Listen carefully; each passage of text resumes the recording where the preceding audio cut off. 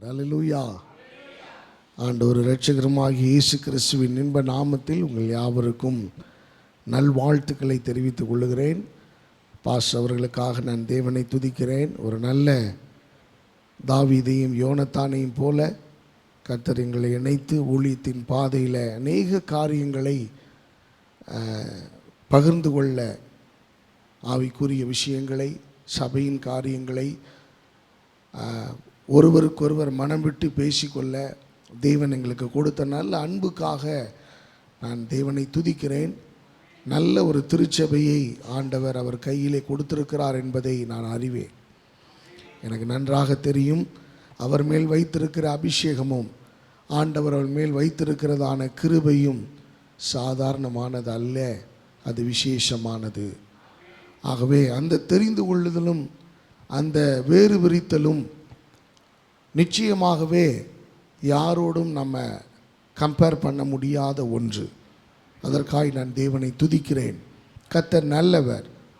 கடந்த 18 ஆண்டுகளும் உங்களை ஆண்டவர் அற்புதமாய் நடத்தி வந்திருக்கிறார். ஒருவேளை இந்த 18 ஆண்டுகளுக்குள்ள இது 19வது ஆண்டுக்குள் நுழைகிறீர்கள் என்று நான் கேள்விப்பட்டேன். இந்த 18 ஆண்டுகளின் பாதைகளிலே நீங்கள் எந்த வருஷம் இந்த இடத்துல வந்து இணைஞ்சிங்கன்னு எனக்கு தெரியாது. ஆனால் தேவன் குறித்த நேரத்திலே, தேவன் குறிக்கப்பட்ட நாளிலே இந்த சபையோடு கர்த்தர் இணைத்திருக்கிறார். உங்களை ஒரு இணைப்பிலே ஆண்டவர் கொண்டு வந்து அவரோடு இணைந்து தேவனை ஆராதிக்க, துதிக்க, மகிமைப்படுத்த கர்த்தர் நமக்கு ஒரு நல்ல வாய்ப்பை ஆண்டவர் தந்திருக்கிறார். அதற்காக நான் தேவனை துதிக்கிறேன். இப்பொழுதும் கொஞ்ச நேரம் எனக்கு கொடுக்கப்பட்ட நேரத்துக்குள்ளாக ஆண்டுடைய வார்த்தையை வேத வசனத்திலிருந்து உங்களோடு பகிர்ந்து கொள்ள நான் வாஞ்சிக்கிறேன். ஆண்டவர் நல்லவர். அல்லேலூயா. எத்தனை பேர் விசுவாசிக்கிறீங்க கர்த்தர் நல்லவர்? God is good all the time. ஆண்டவர் எல்லா நாளிலும் எல்லா நேரத்திலும் அவர் நல்லவராகவே இருக்கிறார். சூழ்நிலைகள் மாறலாம், மனிதர்கள் மாறலாம், நம்முடைய எதிர்பார்ப்புகள் மாறி போகலாம், நினைத்தவங்கள் நிகழாமல் போகலாம், ஆனால் ஆண்டவர் மாறாதவராயிருக்கிறார். அதனால தான் வேதம் சொல்லுகிறது, அவர் நேற்றும் இன்றும் என்றும் மாறாதவர். Our God is unchanging God. அவர் ஒருபோதும் மாறாதவர். அப்படிப்பட்ட தேவனை நாம் ஆராதிக்கிறது உண்மையாகவே நாம் பாக்கியம் உள்ளவர்கள்.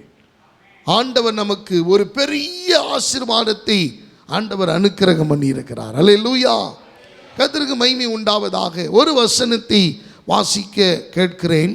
மத்தேயு எழுதின சுவிசேஷம் 16வது அதிகாரம் 18வது வசனத்தை யாராகிலும் வாசிங்களேன்.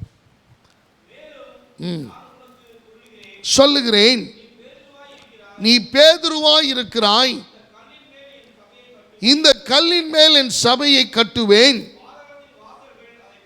பாதாளத்தின் வாசல்கள் அதை மேற்கொள்ளுவதில்லை. அருமையானவர்களே, ஆண்டவர் தம்முடைய சீசனாகிய பேதுருவோடு பேசின ஒரு நிகழ்வை இந்த இடத்திலே நாம் வாசிக்க முடிகிறது. ஆண்டவர், நீ பேதுருவாய் இருக்கிறாய், ஆகவே இந்த கல்லின் மேல் என் சபையை கட்டுவேன், பாதாளத்தின் வாசல்கள் அதை மேற்கொள்ளுவதில்லை. அன்பானவர்களே, ஆண்டவர் பேதுருவை பார்த்து சொல்லுவதற்கு ஒரு காரணம் உண்டு. அந்த காரணம் என்னவென்றால், எல்லாரும் கேட்கிறார், என்னை மக்கள் யார் என்று சொல்லுகிறார்கள், எப்படி என்னை புரிந்து வைத்திருக்கிறார்கள். ஒரு சிலர் தீர்க்கதரிசின்னு சொல்றாங்க, ஆண்டவரே உம்மை வானத்திலிருந்து வந்த ஒரு மனுஷன்னு சொல்றாங்க, ஒரு அற்புதம் செய்கிற ஒரு கடவுள்னு சொல்றாங்க. ஒவ்வொருத்தரும் ஒவ்வொரு விதமாய் பதிவு செய்கிறார்கள். ஆனால் பேதுரு மாத்திரம் அவன் சொல்லுகிற காரியத்தை நாம் கவனிப்போமானால், எனக்கு அருமையானவர்களே, 16வது அதிகாரம் 16வது வசனத்தில் சீமோன் பேதுரு பிரதியுத்தரமாக, நீர் ஜீவன் உள்ள தேவனுடைய குமாரனாகிய கிறிஸ்து என்றான். The Peter identified himself as Christ. கிறிஸ்து என்று அவன் அவன் அறிந்து கொண்டு சொல்லுகிறான். ஆண்டவர் சொல்றாரு, இதை நீயா தெரிஞ்சுக்கல, தேவன் உனக்கு தெரியப்படுத்தி இருக்கிறார். அல்லேலூயா. அன்பானவர்களே, அப்ப ஆண்டவர் இந்த சபையை கட்டுவதற்கு நேற்று இன்று போராடல. ஆண்டவர் ஆதி காலம் முதலே ஆண்டவர் இந்த சபையை உருவாக்குவதற்கு, இந்த சபையை பார்த்து ஆசீர்வதிப்பதற்கு ஆண்டவர் தம்முடைய சித்தத்தை அதின் மேல் வைத்து, அதின் மேல் கவனம் வைத்து சபையை கர்த்தர் உருவாக்கி கொண்டிருக்கிறார். ஒரு அல்லேலூயா சொல்லுவோமா? அன்பானவர்களே, பழைய ஏற்பாட்டின் காலத்தில் நாம் கவனிப்போமேயானால், வேதத்தில் நாம் எல்லாருக்கும் தெரியும், அப்பெல்லாம் மலையிலையும் குன்றுகளையும் மேடுகளையும் பள்ளங்களையும் தேவனை ஆராதித்தார்கள். There was no church. ஒரு சபையும் அங்கு இல்லை. ஆண்டவர் மோசையின் காலத்திலே பலிபீடத்திலே, நோவாவின் காலத்திலே பலிபீடம் ஆரம்பமானது. அதன் பிறகு ஆண்டவர் எப்படியாவது ஜனங்களுக்கு ஒரு சபையை உருவாக்கி தர வேண்டும் என்று அவர் விருப்பம் கொண்டு மோசையின் மூலமாக ஆசரிப்பு கூடாரத்தை கொடுத்தார். ஆசரிப்பு கூடாரத்துக்கு பிறகு ஆண்டவர் சாலமோனுடைய காலத்திலே ஒரு தேவாலயத்தையும் உருவாக்கி கொடுத்தார். நன்றாக புரிந்து கொள்ள வேண்டும், ஒரு கட்டடம் சபை அல்ல, ஒரு கட்டடம் சபை அல்ல. ஒரு 4 கல்லை வச்சு கட்டிட்டு சீட்டு போட்டு அல்லது மோல்டிங் போட்டு ஒரு டெக்கரேட் பண்ணி நல்லா வச்சுட்டா அது சபை அல்ல. அது ஒரு சாதாரண கட்டடம், அவ்வளவுதான். ஆண்டவர் யாருக்குள்ளே வாசம் பண்ணுகிறார்களோ அவர்கள் தான் ஆலயம். அல்லேலூயா. ஆண்டவர் அதனால தான் சொன்னார், நீங்களே அந்த ஆலயம். 1 கொரிந்தியர் 3வது அதிகாரம் 16, 17 ஆகிய வசனங்களிலே நாம் வாசிக்க முடியும். You are the church of God. நீங்களே அந்த சபை, நீங்களே இந்த சபையாக இருக்கிறீர்கள். அப்ப நல்ல கவனிங்க, ஆண்டவர் ஆகிய கர்த்தர் சொல்லுகிறார், இந்த கல்லின் மேல் என் சபையை கட்டுவேன். அப்ப ஆண்டவர் ஒரு கல்லின் மேல் சபையை கட்டவர் வாஞ்சிக்கிறார். அப்ப அந்த கல் யாரு அப்படின்னு சொன்னா, வேதம் சொல்லுகிறது அந்த கல் கிறிஸ்து. அல்லேலூயா. கன்மலையாகிய கிறிஸ்துவின் மேல் நம்முடைய சபையை ஸ்தாபிக்க வேண்டும் என்று ஆண்டவர் விரும்புகிறார். அப்ப நல்ல கவனிங்க, சாதாரணமான விஷயம் அல்ல. கிரேக்க பதத்திலே பேதுரு என்றால் பாறை என்று பொருள். கிரேக்க பதத்திலே பேதுரு என்றால், பீட்டர் என்றால் பெட்ரா, பெட்ரா என்றால் ஒரு பாறை. இட்ஸ் கால்ட் ராக், ஒரு பாறை, அவ்வளவுதான். அது ஒரு சின்ன பாறை தான். அரேமிக் பாஷையில் அது கேபா என்று சொல்லப்படுகிறது. அது ஒரு பெரிய கன்மலையை குறிக்கிறது. ஆண்டவர் அந்த கன்மலையாகிய கிறிஸ்துவின் மேல், கன்மலை என்று அழைக்கப்படுகிற கிறிஸ்துவின் மேல் தம்முடைய சபையை ஸ்தாபிக்க வேண்டும் என்று ஆண்டவர் அவர் 2000 வருஷமா போராடி கொண்டிருக்கிறார். நான் அவருடைய பிறந்ததிலிருந்து சொல்லுகிறேன், அவருடைய போராட்டம் அதுதான். எப்படி ஆகிலும் அந்த சபையை தனக்குண்டான அந்த மனவாட்டியை ஸ்தாபிக்க வேண்டும் என்கிற வாஞ்சை, விருப்பம். ஆண்டவர் சொன்னாரு, கன்மலை ஆகிய கிறிஸ்து அவர். அப்ப நம்ம யாரு? அருமையானவர்களே, பைபிள் சொல்லுது, நல்லா கவனிங்க, வேதம் சொல்லுகிறபடி நம்மை அந்த கிறிஸ்துவின் மேல் கட்ட வேண்டும் என்று ஆண்டவர் விரும்பினார். அப்ப நாம யார் அப்படின்னா, நாம தான் ஜீவிக்கிற கல். அல்லேலூயா. Living stone. நீங்களும் நானும் ஜீவிக்கிற கல்லாக கர்த்தர் நம்மை வைத்திருக்கிறார். அதனால தான் என்னவோ தெரியல, சிலருடைய மனம் கல்லாகவே போய்விடுகிறது, லகுவானதாக மாறவில்லை. ஆனால் ஆண்டவர் அதை லகுவாக மாற்றுகிற வல்லமை உடைய தேவன். ஆகவே தம்முடைய சபையை கன்மலையாகிய கிறிஸ்துவின் மேல் அவர் கட்ட வாஞ்சித்தார். ஏன் வாஞ்சித்தார் அப்படின்னு சொல்லும்போது, அவர் வெறுமையா சபையை கட்டிட்டு விட விரும்பல. இந்த சபையை தன்னுடையதாக்கி கொள்ள அவர் விரும்பினார்.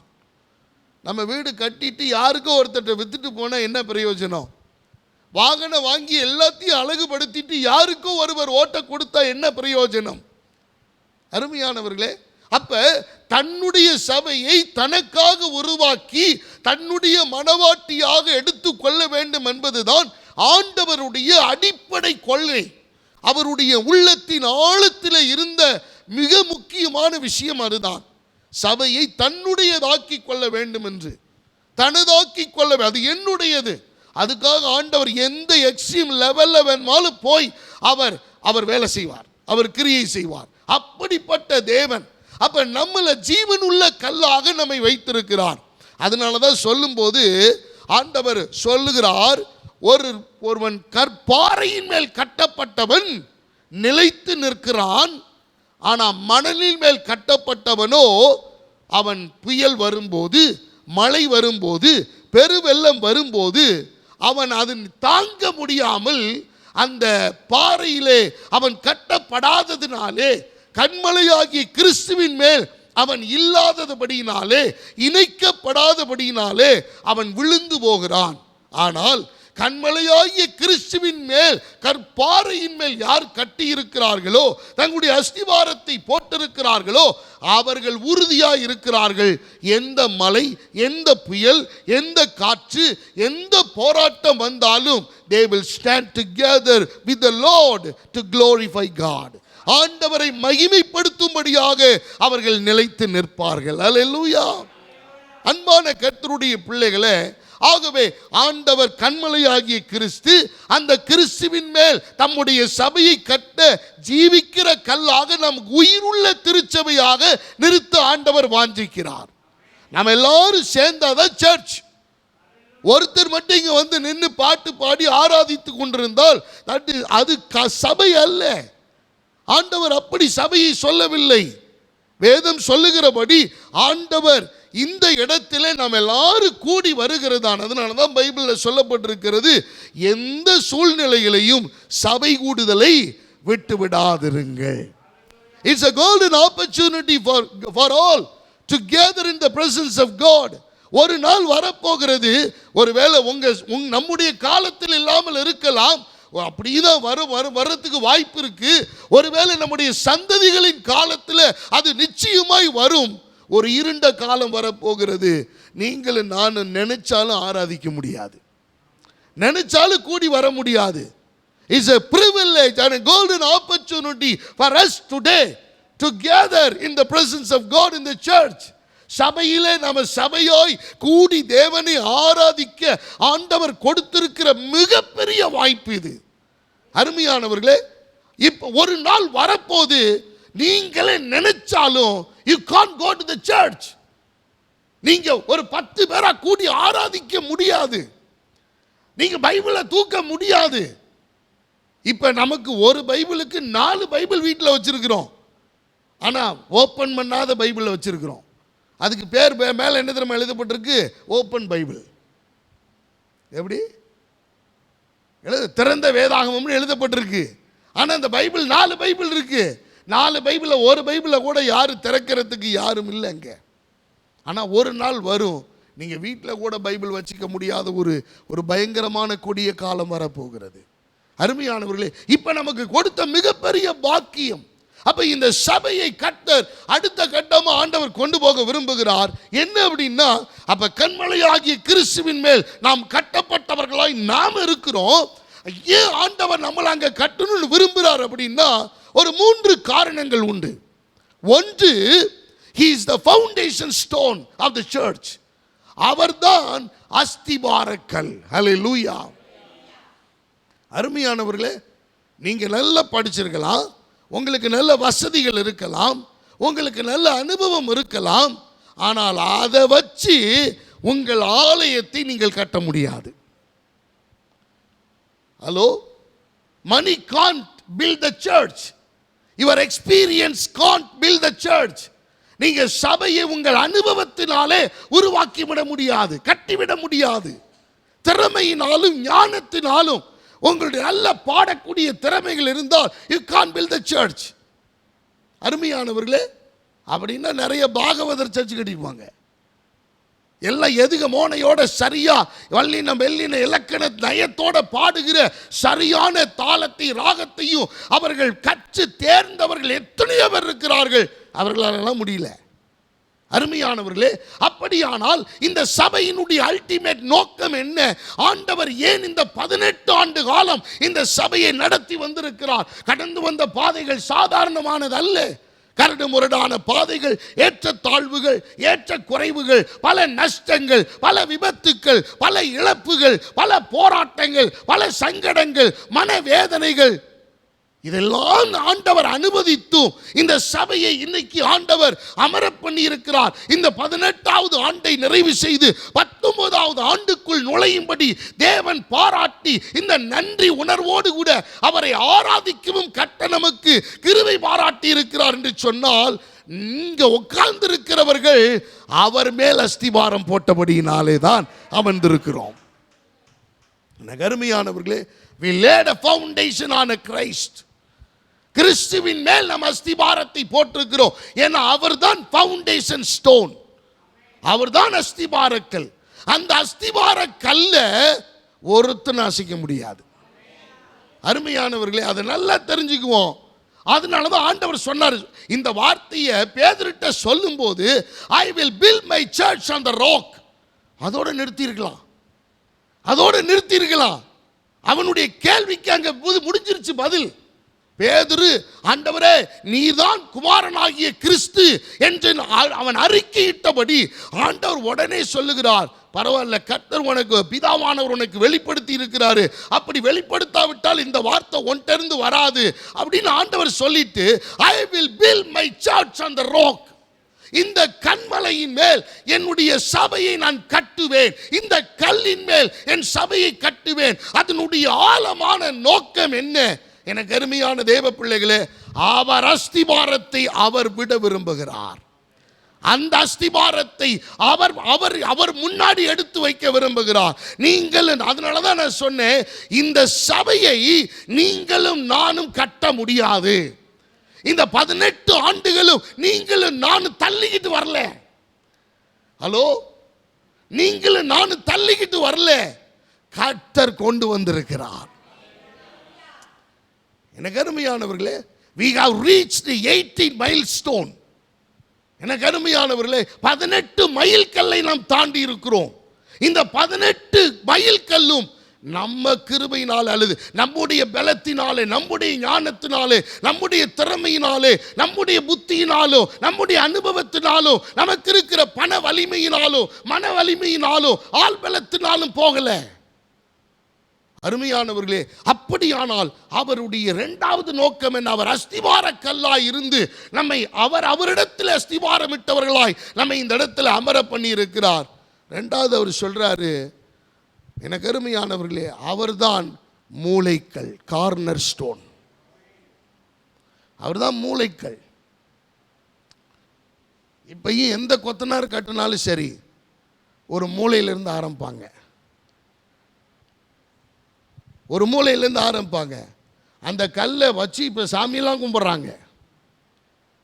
அருமையானவர்களே, ஆண்டவர் முன்னாடியே நமக்காக அவருடைய திருச்செவியை கட்டும்போது சொல்லிட்டாரு, I am the corner stone of the church. இதில் விசேஷம் என்ன தெரியுங்களா? அவரை பிடிச்சி நம்ம வலுக்கட்டாயமாக தள்ளணும், வேணான்னு சொன்னோம். ஆனால் அவர் தான் நமக்கு தலைக்கல்லாக இன்னைக்கு நிற்கிறார். அவர் தான் மூளைக்கல்லாக நிற்கிறார். அவரை புறக்கணித்த நாட்கள் உண்டு, அவரை உதாசீனப்படுத்தின நாட்கள் உண்டு, அவரை வேண்டாம் என்று தள்ளி போட்ட நாட்கள் உண்டு. ஆனால் இருந்த பொழுதும் ஆண்டவர் அவரே மூளைக்கல்லாக இருந்து நம்மை இயக்கி கொண்டிருக்கிறார், நம்மை நடத்தி கொண்டிருக்கிறார். அருமையானவர்களே, ஆண்டவர் இன்னொரு விஷயமும் சொல்றாரு, இந்த சபைக்கு தலைக்கல்லாகவும் அவர் தான் இருக்கிறார். மூளைக்கல் மாத்திரமல்ல, அவர் தான் தலைக்கல். அப்படின்னா என்ன? அருமையானவர்களே, மூளையில் ஒரு கல் வச்சு ஆரம்பமாகுது, அப்போ நிறைவு செய்யறதுக்கு ஒரு கல்லை வைக்கணும்ல. நல்ல கவனிங்க. அப்போ ஆண்டவர் ஒரு அஸ்திபார கல்லாகவும் இருக்கிறார், அவர் மூளைக்கல்லாகவும் இருக்கிறார். அவர் தலைக்கல்லாகவும் இருக்கிறார். அதனால தான் சபை வேதம் சொல்லுகிறது, அவரே சபைக்கு தலையானார். He is the head of the church. அவர்தான் இந்த சபைக்கு தலைமை. அருமையானவர்களே, இப்ப அடுத்த பகுதிக்கு வருவோம். அவர் சொல்லும்போது பாதாளத்தின் வாசல்கள் அதை மேற்கொள்ளுவதில்லை. ஆண்டவர் சொன்ன காரணம் என்ன? அருமையானவர்களே, இந்த கல்லின் மேல் மோதுகிறவன் நொறுங்கி போவான்னு பைபிளில் சொல்லப்பட்டிருக்கு. இந்த கல் அவனை நொறுக்கும். அருமையானவர்களே, இந்த இடத்துல நல்லா கவனிக்க வேண்டிய ஒன்று உண்டு. என்ன அப்படின்னா, பாதாளத்தின் வாசல்கள், the gates of the heads will not prevail against it or overcome it. இந்த சபையின் மேல் ஆண்டவர் கரிசனை உடையவராய் அவருடைய இரத்தத்தை சிந்தி கிரயம் செலுத்தி தன்னுடைய சரீரத்தை எல்லாம் ஒப்பு கொடுத்து அவர் விளக்கரையம் கொடுத்து இந்த சபையை கர்த்தர் வாங்கி இருக்கிறார். அருமையானவர்களே, நல்ல கவனிங்க. இப்ப நான் பேசின அத்தனை விஷயமே யாரை பத்தி தெரியுங்களா? நம்மளை பத்தி தான். நாம் எல்லாரும் லிவிங் ஸ்டோன், நாம் எல்லாரும் ஜீவன் உள்ள கல். ஆண்டவர் அஸ்திவாரக்கல்லாக இருக்கிறார், மூளைக்கல்லாக இருக்கிறார், தலைக்கல்லாக இருக்கிறார். அவருடைய நோக்கம் என்ன? இப்ப கிட்டத்தட்ட நாம கொஞ்சம் பகுதி தான், மீதி 3 பகுதி அவர் ஆக்கிரமிச்சிட்டாரு. அஸ்திவாரம் அவரு தான், தலைக்கல் அவரு தான், மூளைக்கல் அவரு தான். நாம் என்னவா தான் இருக்கிறோம்? ஜீவன் உள்ள கல்லா இருந்தா போதும். இப்படி இருந்துருச்சுன்னா அருமையானவர்களே, பாதாளத்தின் வாசல்கள் எந்த சூழ்நிலையிலும் சபையை மேற்கொள்ள முடியாது. Nothing will prevail against the church of God. ஆண்டவருடைய சபையை ஒரு காலம் ஒருத்தரும் மேற்கொள்ளவே முடியாது. இப்ப போராட்டம் என்ன தெரியுங்களா? இதை பிசாசு தெரிஞ்சதுனால தான் ஏதேன் தோட்டத்துக்குள்ளே எப்படி அவன் ஏவாளை வஞ்சிக்கும்படி ஒரு சத்ரு உள்ளே பிரவேசித்தானோ, the serpent in the garden of Eden, ஏதேனுக்குள்ளே எப்படி ஒரு சத்ரு உள்ள புகுந்து ஒரு கலக்கத்தை உண்டு பண்ணி ஆண்டவருக்கும் அந்த ஆதாம் ஏவாளுக்கும் உள்ள உறவை கெடுத்தானோ, அதே போல கெடுக்கிற காரியங்களை இன்னைக்கு நம்முடைய இருதயத்துக்குள்ள பிசாசு கொண்டு வருவான். அருமையானவர்களே, நாம் என்ன தெரியுமா செய்யணும்? நாம் சொல்ல வேண்டிய காரியம், பிசாசுக்கு எதிர்த்து நில்லுங்கள், அப்பொழுது அவன் உங்களை விட்டு ஓடி போவான். இந்த கல்லின் மேல் மோதுகிறவன் நொறுங்கி போவான்.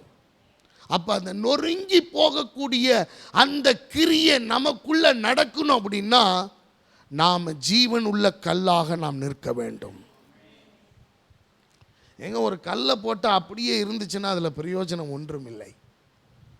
அந்த கல் கிரியை செய்யணும், அந்த கல் வேலை செய்யணும், அந்த கல் ஒர்க் பண்ணணும், அந்த கல் நடக்கணும், அந்த கல் பேசணும், அந்த கல் சுவிசேஷம் அறிவிக்கணும், அந்த கல் அந்த ஆராதிக்கணும், அந்த கல் கர்த்தரை மகிமைப்படுத்தணும்.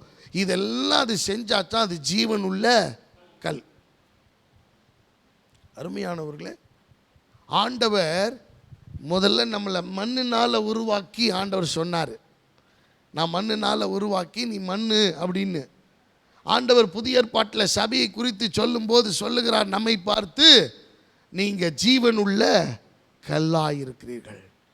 அருமையானவர்களே, அப்போ ஆண்டவர் இந்த கல்லின் மேல் மோதுகிறவன் போராட்டம் வராமல் இருக்காது. இப்போ நாம் தெரிந்து கொள்ள வேண்டிய காரியம் என்ன தெரியுமா? நாம் கவனமாக இருக்க வேண்டிய விஷயம் என்ன தெரியுங்களா? வெளியில இருந்து வருகிற எந்த ஒரு போராட்டத்தையும் இந்த கல் மிக சாதாரணமாக எதிர்கொள்ளும். எப்படி? நல்ல கவனிங்க. வெளியில இருந்து, outside of the church, அதாவது நம்ம இடத்திலிருந்து இல்லாம வெளியிலிருந்து வருகிற எந்த ஒரு போராட்டத்தையும், எந்த ஒரு மழையையும், எந்த ஒரு புயலையும், எந்த ஒரு காற்றையும், எந்த ஒரு சூறாவளியும் மிக சாதாரணமாக, கஷ்டப்பட தேவையில்லை, மிக லகுவாக அது எதிர்கொள்ளும். ஏன்னா ஆண்டவர் கட்டளையிட்டிருக்கிறார், பாதாளத்தின் வாசல்கள் அதை மேற்கொள்ளுவதே இல்லை. அருமையானவர்களே, அப்ப இப்போ நாம் எதிர்கொள்ள வேண்டிய மிக முக்கியமான ஒன்று என்ன தெரியுமா?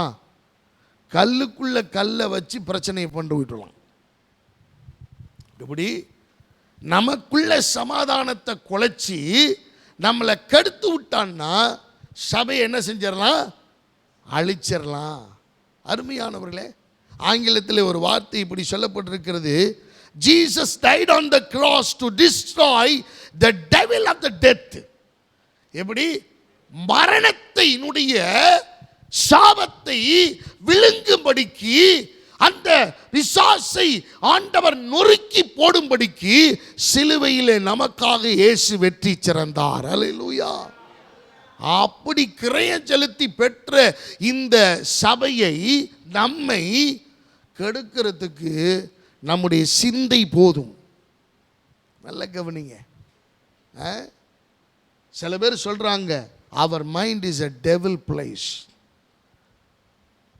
ஏன்னா இந்த மனிதனுடைய சிந்தனை ரொம்ப மோசமானது. அதனால தான் ஆண்டவர் சொன்னார் நோவாவுக்கு காலத்துக்கு முன்னாடி, மனிதனுடைய நினைவுகள் நித்தமும் பொல்லாததே என்று கண்டு மனிதனை படைத்ததற்காக ஆண்டவர் மனஸ்தாபப்பட்டார். ஆண்டவர் ரொம்ப வேதனைப்பட்ட ஒரு விஷயம். ஆகவே நம்முடைய சிந்தை, நம்முடைய இருதயம், நம்முடைய நினைவுகள், நல்ல கவனிங்க, நம்ம சேர்ந்தாதான் சபை. இந்த சபையை கட்டுறதுக்கு கர்த்தர் ரத்தம் சிந்தி இருக்கிறார், போராடி இருக்கிறார். இயேசு நமக்காக எல்லாவற்றையும் அவர் செலவு செய்திருக்கிறார். அப்படிப்பட்ட தெய்வம் பெற்று தந்த இந்த சபையை, நீங்களே அந்த ஆலயம்.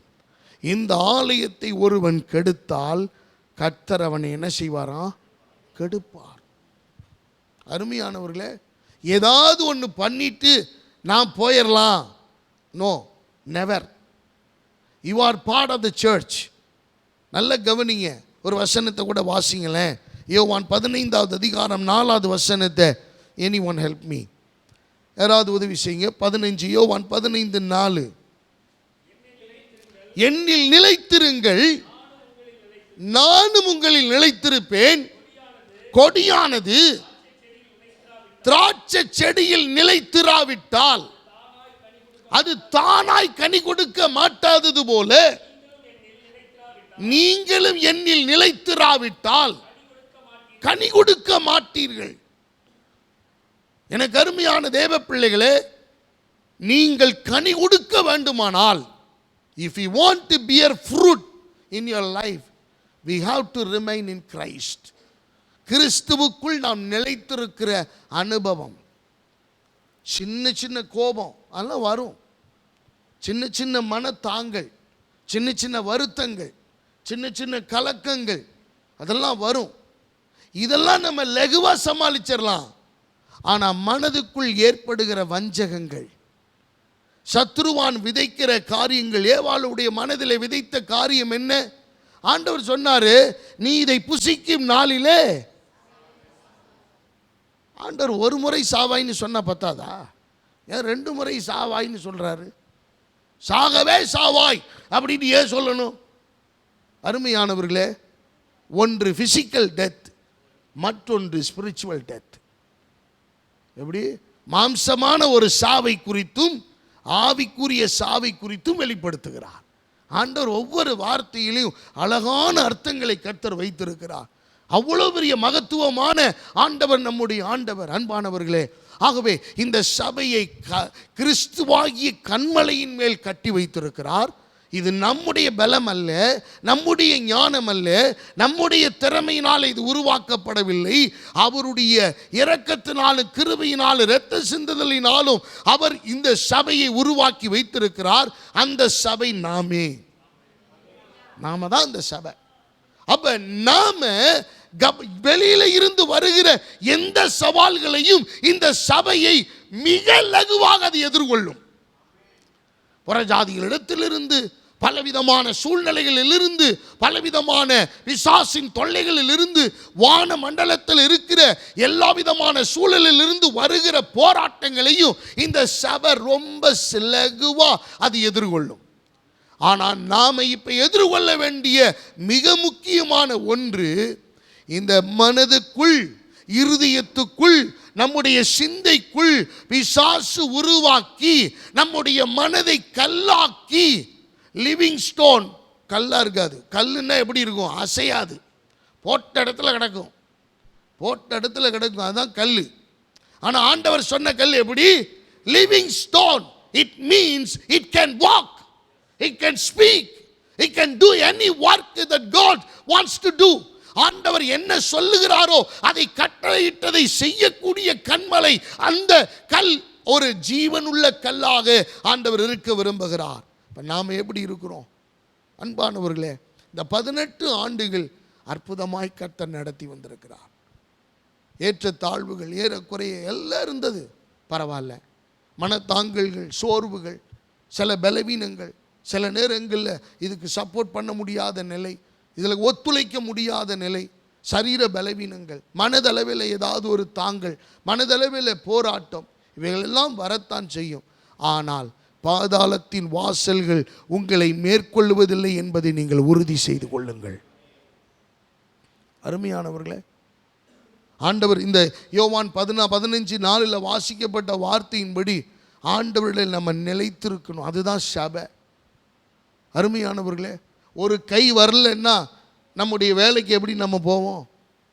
ஒரு கால் வரலன்னா உங்கள் குடும்பத்தில் உள்ள கல்யாணத்துக்கு நீங்கள் எப்படி அட்டென்ட் பண்ணுவீங்க? ஒரு கண்ணு உங்களுடைய முக்கியமான பணியை அது செய்ய மறுத்துச்சு அப்படின்னா அது எப்படி இருக்கும்? அன்பானவர்களே, சபையில் நாம் எல்லாரும் அங்கம் என்பதை மறந்து போக வேணாம். ஆண்டவர் ஒவ்வொருத்தருக்கும் எப்படி நட்சத்திரத்துக்கு நட்சத்திரம் விசேஷித்திருக்கிறதோ அப்படியே ஆண்டவர் நம் ஒவ்வொருவரையும் சபையிலே விசேஷித்து கர்த்தர் வைத்திருக்கிறார். We are all precious stone in the sight of God. தேவனுடைய பார்வையில் நம்ம எல்லாரும் விலையேற பெற்ற கல். அது நம்ம மறந்து போகாதபடிக்கு இந்த 18 ஆண்டுகளின் வழியாக நடந்து வந்த நாம் ஒருவேளை மன வருத்தங்கள், சோர்வுகள், ஒத்துழைக்க முடியாமை, சில யாரிடத்திலேயாவது மனத்தாங்கல்கள், போராட்டங்கள் இருக்கலாம். இயேசு எல்லாவற்றையும் சகித்து கொண்டார். இயேசு எல்லாவற்றையும் ஏற்றுக்கொண்டார். காட்டி கொடுக்க போகிறான் என்று அவர் தெரிந்துமே அவர் அருகாமையில் அவனை வைத்திருந்தார். அவன்தான் 30 வெள்ளிக்காசுக்கு பேரம் பேசி இருக்கிறான் என்பதை ஆண்டவர் அறிந்தும் அவர் மனதில் வைத்து கொண்டு நீ செய்ய வேண்டியதை சீக்கிரம் செய்யும் என்று அவனை உற்சாகப்படுத்தினார். அருமையானவர்களே, அப்போ ஆண்டவர் எவ்வளவு அன்பானவராய். இப்போ நம்முடைய சபை அன்பு இந்த 19வது ஆண்டுக்குள் பிரவேசிக்கிற நாம் இனி வேறொரு பரிமாணத்தில் இந்த உலகத்துக்கு முன்னாடி இந்த கல் நிற்க வேண்டும். Everyone in the surrounded the church, இந்த சபையை சுற்றிலும் இருக்கிற ஜனங்கள், இந்த கிராமங்களை சுற்றிலும் இருக்கிற ஜனங்கள், நம்முடைய வீடுகளிலும் சுற்றிலும் இருக்கிற ஜனங்கள் எல்லாரும் அறிந்து கொள்ளட்டும் இந்த சபை கண்மலையாகி கிறிஸ்துவின் மேல் கட்டப்பட்ட சபை என்று. எல்லாரும் அறிந்து கொள்ளட்டும் இந்த சபைக்கு கர்த்தர் தான் தலைவராய் இருக்கிறார் என்று. எல்லாரும் அறிந்து கொள்ளட்டும் இந்த சபைக்கு மூளைக்கல்லாக அவர்தான் இருக்கிறார். கார்னர் ஸ்டோர் என்று சொல்லும்போது எனக்கு ஒரு மூலையில் இருக்கிற கல் அது அமைதியாக இருக்கும் அப்படின்னு அல்ல. நல்ல கவனிங்க அருமையானவர்களே, இந்த சபையை உருவாக்கும் என்கிற ஆண்டவர் ஒரு மாதிரி, இதை சொல்லி நான் நிறைவு செய்கிறேன். எனக்கு கொடுக்கப்பட்ட நேரத்தை விட தாண்டிட்டேன், மன்னிக்கவும். எனக்கு இவ்வளவு சுருக்கமாலாம் பேச தெரியாது, ரொம்ப கஷ்டம் எனக்கு. என்ன அப்படின்னா, ஆண்டவர் மோசேக்கு சொல்லுகிறார், நான் மோசே இடத்திலே நான் மலையில் காண்பித்த மாதிரியின்படியே ஒரு என்ன செய்ய, ஒரு ஆசரிப்பு கூடாரத்தை நீ செய். You build an ark as I showed you on the mountain. நான் எப்படி மேலே காண்பித்தேனோ அதே மாதிரி ஒரு வேலையை செய்ய, ஒரு ஆசரிப்பு கூடாரத்தை ரெடி பண்ணு அப்படின்னு ஆண்டவர் அவனுக்கு ஒரு மாதிரியை கொடுத்தார். அருமையானவர்களே, இது யார் மூளை? ஆண்டவருடைய மூளை, ஆண்டவர் பிரெயின், ஆண்டவர். மோசே இவர் கட்டுமான பணியை அவர் மேற்கொண்ட அவர் ஒரு ஆர்கிடெக்ட், அவ்வளவுதான், ஒரு சூப்பர்வைசர், அவ்வளவுதான். இப்போ ஆண்டவர் பாசுக்குள்ள அவருடைய பிரெயினை, அவருடைய திட்டத்தை, அவருடைய தரிசனத்தை, ஆண்டவர் பாஸ்டருக்குள்ளே ட்ரான்ஸ்ஃபர் பண்ணுறார். எப்பா, நான் உனக்கு காண்பித்த மாதிரியின்படி நீ செய். நான் காண்பித்த மாதிரியின்படி இவங்களை தலைவராக போடுங்க. நான் காண்பித்த மாதிரியின்படி இவங்களை முன்னாடி நிற்க வைங்க. நான் காண்பித்த மாதிரியின்படி பந்தி விசாரணைக்கு ஒருத்தரை ரெடி பண்ணுங்க. ஆண்டவர் ஒவ்வொருவரையும் அவருடைய சொற்படி, இது பாஸ்டருடைய மூளை அல்ல, அவருடைய மூளை. we have to understand that. அது நம்ம புரிந்து கொள்ளணும். அப்ப இதை நாம் புரிந்து கொண்டால் அருமையானவர்களே, உண்மையாகவே மணவாட்டியாகிய திருச்சபை மிக அழகானதாக இருக்கும். கட்டடம் பழசா இருக்கலாம், ஒருவேளை நமக்கு போதுமான வசதிகள் இல்லாமல், சொஃபிஸ்டிகேட்டடான வசதிகள் இல்லாமல் இருக்கலாம். ஆனால் இந்த சபை ஆண்டவர் நேசிக்கிற சபையாக மாறும். அருமையானவர்களே, எஸ்தர் ராஜாத்திக்கு யாருமே இல்லை, யாருமே அவளை ராஜாத்தியாக நிறுத்துறதுக்கு முன் வர மாட்டாங்க. அப்படி நிறுத்தக்கூடிய அளவில் அவர் தகுதி உடையவளாகவும் அல்ல. அவள் அற்பமாய் எண்ணப்பட்டவள். அப்படி மோசமான சூழ்நிலையில் குடும்ப வறுமையில் வளர்ந்தவள். ஆனால் கர்த்தர் அவள் ராஜாத்தியாக நிற்கணும்னு அவர் அப்படி வச்சு அழகு பார்க்கணும்னு அவர் மனதில் தீர்மானித்தார். அன்பானவர்களே, உங்களையும் என்னையும் சபையாக கர்த்தர் பார்க்கிறார்.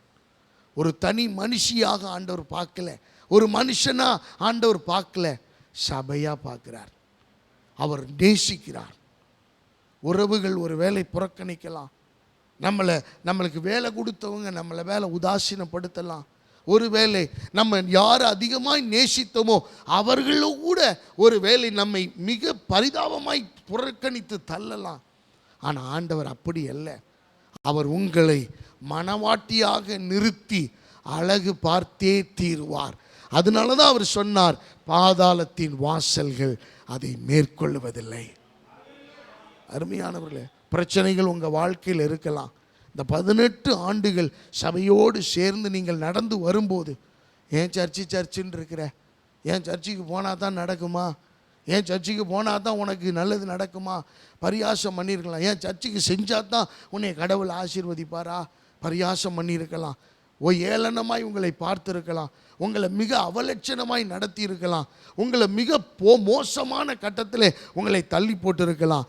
நினைவில் கொள்ளுங்கள், இதை புறக்கணித்த எல்லார் நடுவிலும் உங்களை அவர் மணவாட்டியாக அவர் நிறுத்தி பார்க்க வேண்டும் என்று அவர் பாதாளத்தின் வாசல்கள் அதை மேற்கொள்வதில்லை என்று அவர் அப்பவே உறுதி செய்திருக்கிறார்.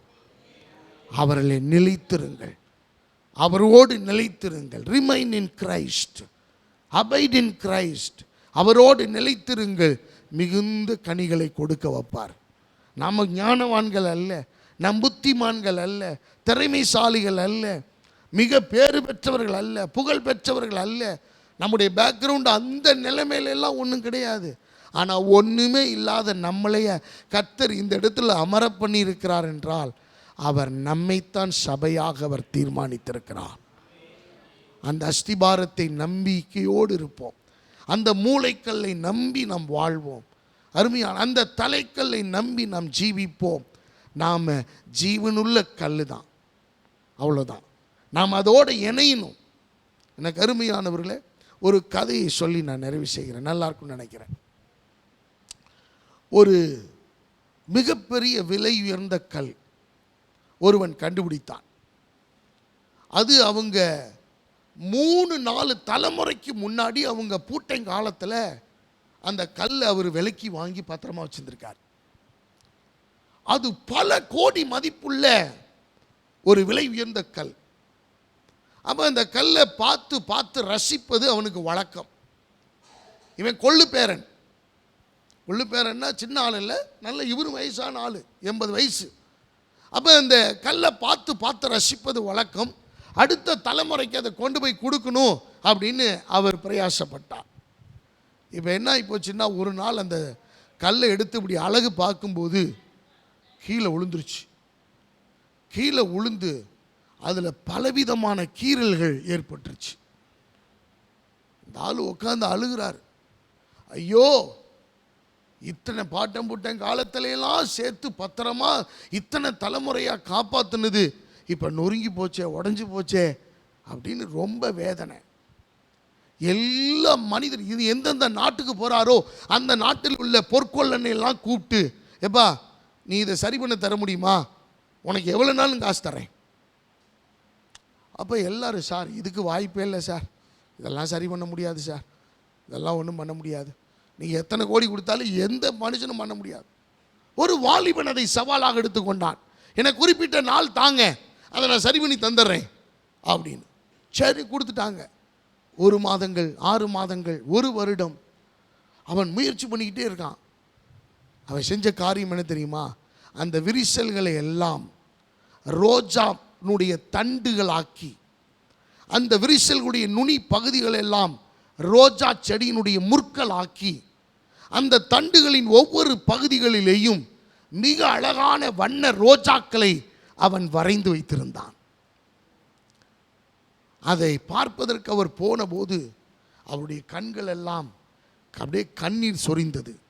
அவர் அழுது கொண்டே அவனை கட்டி அணைத்து சொன்னார், எப்பா முதல்ல இருந்ததை விட இப்போ இந்த கல் அழகாயிருச்சு, இந்த கல் பிரமிப்பாயிருச்சு. அவர் ஒரு பெரிய ஆக்ஷனில் கொண்டு போய் ஏலம் விடுற இடத்துல அவர் வைக்கிறார். அந்த பழைய பொருட்கள் எல்லாம் வாங்குற இடத்துல, ப்ரெஷியஸ் ஸ்டோன்ஸ் எல்லாம் வாங்குற இடத்துல வைக்கிறார். அந்த காட்சியிலே வச்ச போது அருமையானவர்களே, முதல்ல எல்லாரும் கேட்டது கொஞ்சம் பணம் தான். ஆனால் இப்போ இந்த அழகான ரோஜாக்களையும் முள்ளுகளையும் பார்த்தபோது எல்லோரும் அதற்கு விலை மதிப்பே இல்லை என்று சொன்னார்கள். அருமையானவர்களே, நாம் எல்லாரும் கீழே விழுந்து போன கீறல் விழுந்த ஜீவனுள்ள கற்கள். அவருடைய சிலுவையிலே முள்ளு, அவருடைய தலையிலே அவர் சூட்டப்பட்ட முள் இருக்கிறதல்லவா, அதிலிருந்து வடிந்ததான இரத்தத்தை வைத்து உங்களையும் என்னையும் அவர் அழகான ரோஜாக்களை அவர் வடிவமைத்து நம்மை அழகுபடுத்திட்டார், மீட்டெடுத்திருக்கிறார். ஆகவே இந்த 19வது ஆண்டு நுழைவு உண்மையாகவே உங்களுடைய வாழ்க்கையின் அனுபவத்தில் ஒரு வித்தியாசமான அனுபவமாக இருக்க போகிறது. You will have a new experience. ஒரு புது அனுபவத்துக்குள்ளே உங்களை கர்த்தர் காலடித்து வைக்க அவர் விரும்புகிறார். நாம் எல்லாரும் கரைப்பட்டவர்கள் தான், குறை உள்ளவர்கள் தான், பலவீனர்கள் தான். ஆனால் ஆண்டவர் பலத்தின் மேல் பலனடைய, நம்முடைய கால்களை மான்கள் கால்கள் போலாக்க விரும்புகிற தேவன். கழுகுக்கு சமானமாய் உன் வயது திரும்ப வாழ வயது போலாகும் என்று சொல்லுகிற ஆண்டவர் கழுகுகளைப் போல சட்டையில் அடித்து உயர எழும்பும்படி கர்த்தர் விரும்புகிறார். அப்படியே கண்களை மூடுவோமா? தெய்வ சமூகத்தில் நம்ம ஒப்பு கொடுப்போமா? ஹல்லேலூயா. கர்த்தர் நல்லவர். எல்லாரும் ஒப்பு கொடுப்போம். ஒரு விஷயம், ஆண்டவரே மூளைக்கு தலைக்கல்லான தெய்வம், அஸ்திபார கல்லாகிய கிறிஸ்து, ஆண்டவரே மூளைக்கல்லான தேவன், திட்டங்களை தருபவரும் செயல்படுத்தி வருபவரும் நீர்தான் ஆண்டவரே. இந்த சபையின் மேல் வைத்திருக்கிற அன்பு விலையேற பெற்றது. இந்த 18 ஆண்டுகள் இல்லாத உயர்வையும் மேன்மையையும் வளர்ச்சியையும் பெருக்கத்தையும் ஆசீர்வாதத்தையும் இந்த இடம் முழுவதும் ஆண்டவரே ஜனங்களால் நிரம்பி வழிகிற அனுபவத்தையும் கர்த்தர் தருவீராக. ஆண்டவரே, இந்த 19வது ஆண்டிலே நுழைகிற உம்முடைய பிள்ளைகளை பிதா குமாரன் பரிசுத்த ஆவியின் திரியேக நாமத்தினாலே நான் ஆசீர்வதிக்கிறேன். ஆண்டவரே, இந்த சபையினுடைய வளர்ச்சி பிரமிக்கத்தக்கதாக இருக்கட்டும். ஆண்டவரே, 2-3 ஆராதனைகள் நடக்கத்தக்க வகையிலே ஆண்டவரே இந்த சபை வளர்ந்து பெருகட்டும். ஆண்டவரே, அழிந்து போகிற ஆத்துமாக்கள் இந்த கண்மலையாகிய கிறிஸ்துவின் மேல் இணைவதற்கு ஓடோடி வருவார்களாக. கிழக்கிலும் மேற்கிலும் வடக்கிலும் தெற்கிலும் இருந்து ஜனங்கள் திரளாய் அணி அணியாய் சாறை சாறையாய் பவுஞ்சு பவுஞ்சாய் கூட்டம் கூட்டமாய் வந்தடையத்தக்க ஆண்டவரே அப்பா ஒரு கனிதரு விருட்சமாய் கர்த்தர் மாற்றுவீராக. கொக்குகளின் குடியிருப்பாய் கர்த்தர் மாற்றுவீராக. தயவலான் குருவிக்கு கூடும் கிடைக்கத்தக்கதாக கர்த்தர் இந்த இடத்தை மாற்றுவீராக.